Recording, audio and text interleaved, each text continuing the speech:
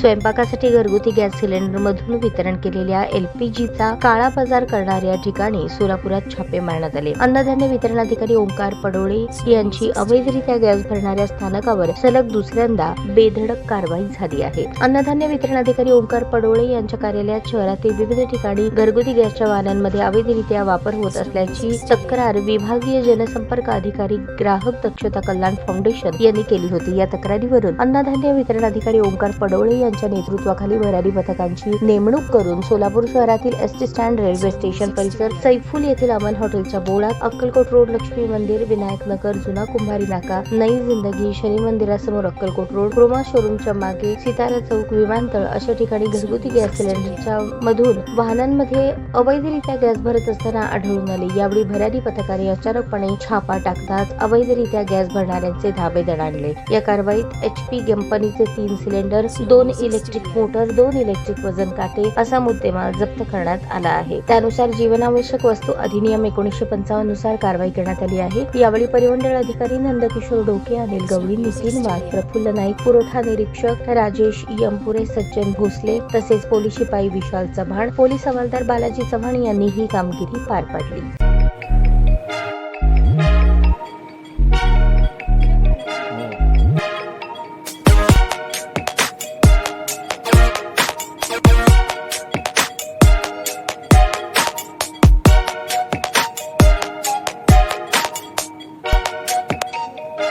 सोलापूर शहरातील सुप्रसिद्ध हॉस्पिटल म्हणजे सेंट्रल मल्टी स्पेशालिटी हॉस्पिटल मागील अनेक वर्षापासून सेवा बजावत आहे। 24 तास इमर्जन्सी सर्व्हिस, मॉडर्न टेक्नॉलॉजी, अनुभवी डॉक्टर्स तसेच अत्याधुनिक तंत्रज्ञान सुविधांनी सुसज्ज स्त्रीरोग प्रसूती विभाग, ऑर्थोपेडिक विभाग, मेडिकल विभाग आणि इतर एकमेव नाव म्हणजे सेंट्रल मल्टी स्पेशालिटी हॉस्पिटल।